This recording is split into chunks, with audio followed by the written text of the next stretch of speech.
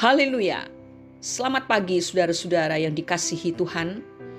Kita sambut dengan hati yang penuh sukacita dan dengan penuh ucapan syukur Jumat 1 Juli 2022 ini, di mana Tuhan akan mengenyangkan jiwa kita lewat renungan yang berjudul Antara Guantanamo dan Roma.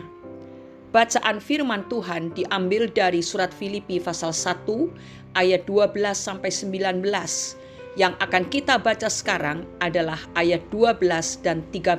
Demikian bunyinya. Aku menghendaki saudara-saudara supaya kamu tahu bahwa apa yang terjadi atasku ini justru telah menyebabkan kemajuan Injil, sehingga telah jelas bagi seluruh istana dan semua orang lain bahwa aku dipenjarakan karena Kristus.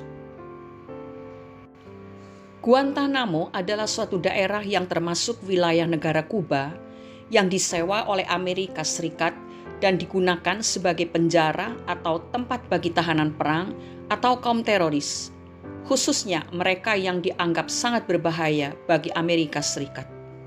Penjara di Guantanamo terkenal suram, kelam, dan menyesakkan bagi para tahanan, serta sangat ketat bagi para pengunjung.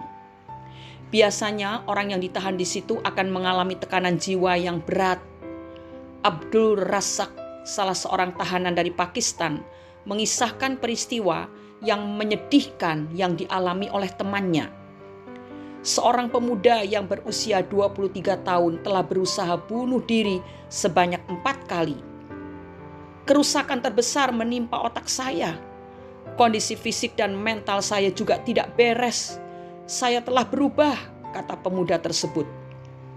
Tidak banyak informasi tentang Guantanamo karena sedikit sekali tahanan yang dibebaskan dari penjara itu.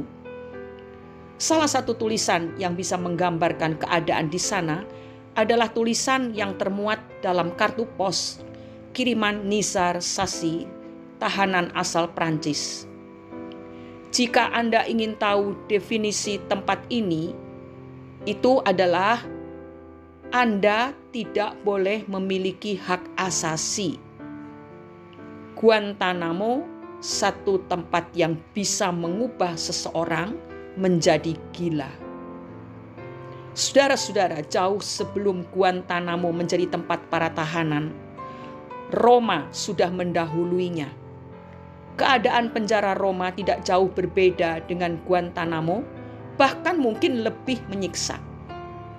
Salah seorang yang pernah merasakan penjara Roma adalah Paulus. Paulus dipenjara bukan karena dia teroris, penjahat perang atau perampok maupun pembunuh. Dia dipenjara karena Kristus. Bisa saja Paulus menjadi stres, tetapi tidak demikian kejadiannya. Paulus menampakkan ketegaran hatinya, bahkan dia sanggup menghibur orang lain yang berada di luar penjara. Paulus tidak berubah menjadi putus asa, tanpa semangat ataupun mundur imannya. Ketegaran hati Paulus nampak dalam ucapannya, tetapi tidak mengapa. Sebab bagaimanapun juga Kristus diberitakan, baik dengan maksud palsu maupun dengan jujur. Tentang hal itu aku bersukacita dan aku akan tetap bersukacita. Ketegaran Rasul Paulus saat menghadapi kesesakan menjadi berkat buat orang lain. Saudara ketahuilah bahwa yang menyebabkan orang bisa mengalami kesesakan bukan hanya penjara, tetapi juga masalah. Begitu juga dengan kita, orang-orang percaya, kita tidak luput dari masalah.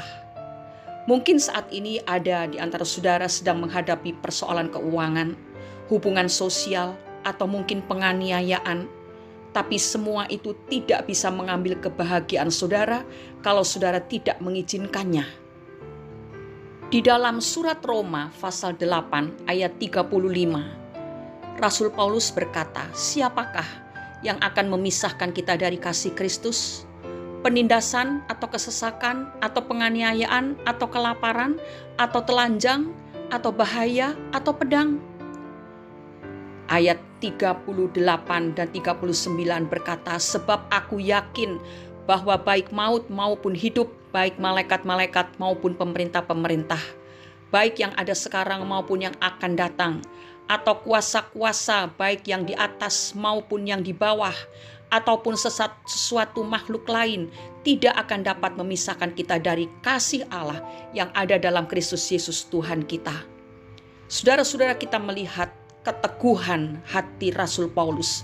Apapun yang dialami tidak akan bisa memisahkan kita dari kasih Kristus. Begitu pernyataannya.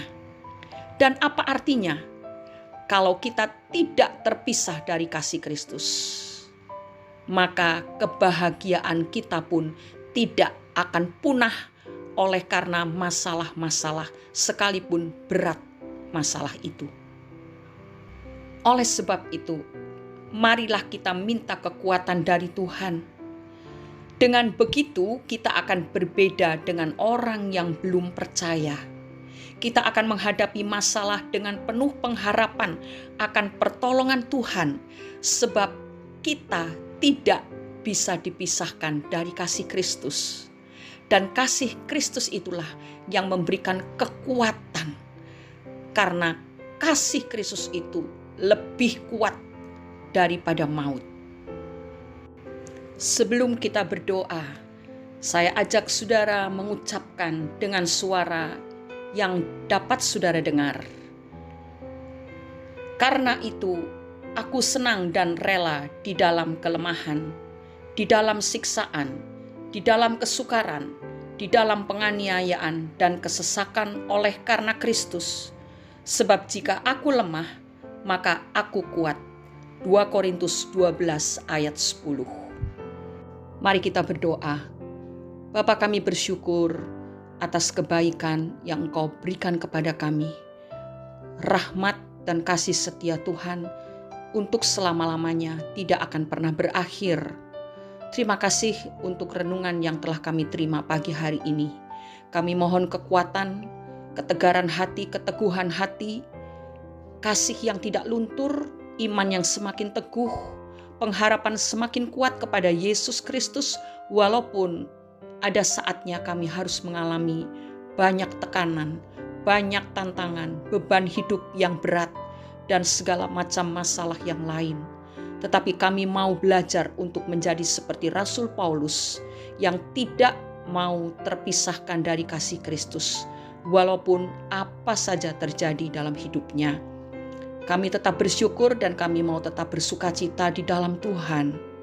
Karena Engkaulah kekuatan kami dan kasih-Mu itu Tuhan yang sudah mengangkat kami menjadi anak-anak yang Engkau sayangi.